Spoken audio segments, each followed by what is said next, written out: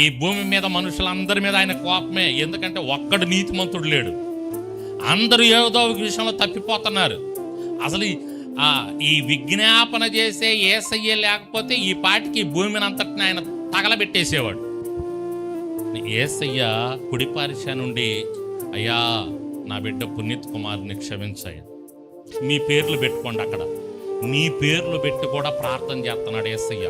ప్రతి ఒక్కరి పేరు పెట్టి, అయ్యా క్షమించయ్యా, అయ్యా పలాని బిడ్డ కష్టంలో ఉందయ్యా, పలాని బిడ్డ అనారోగ్యంతో ఉందయ్యా, పలాని బిడ్డ ఈ విషయంలో బాధపడుతుందయ్యా, వారిని క్షమించయ్యా, అయ్యా వారికి స్వస్థత అయ్యా, వారికి క్షేమాన్ని అయ్యా అని నీ కొరకు నా కొరకు యేసయ్య ప్రార్థన చేస్తున్నాడు. ఒకసారి యేసయ్య గట్టిగా చప్పట్లు కొట్టండి.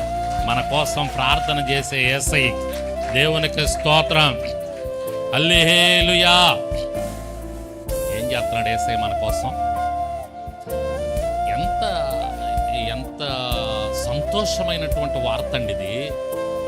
మనం సహజంగా పాస్టర్ గారు ప్రార్థన చేయండి నా కోసం అంటాం. ఎందుకని?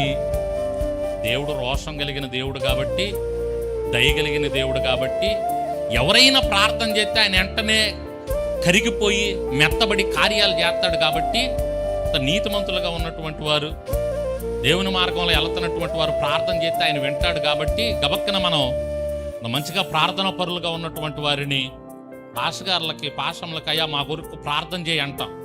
అంటే ఏంటి? మీ మనసులో ఏముందో వాళ్ళు ప్రార్థన చేస్తే దేవుడు వింటాడని. ఏమండి, నీ కోసం యేసయ్యే ప్రార్థన చేస్తున్నాడంటే నువ్వెంత సంతోషించాలా? డల్లుగా ఉంటారు కానీ మీరు.